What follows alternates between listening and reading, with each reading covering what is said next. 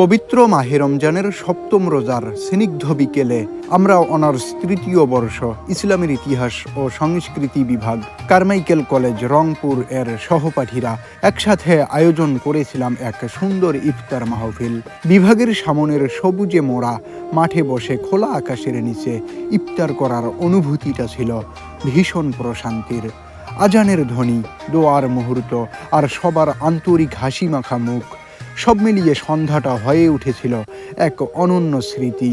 এটি শুধু ইফতার আয়োজন ছিল না, ছিল বন্ধুত্বের বন্ধনকে আরও দৃঢ় করার এক পবিত্র উপলক্ষ। এমন সুন্দর মুহূর্তগুলোই জীবনের পথে প্রেরণা হয়ে থাকে, হৃদয়ে রেখে যায় ভালো লাগার দীর্ঘস্থায়ী ছাপ।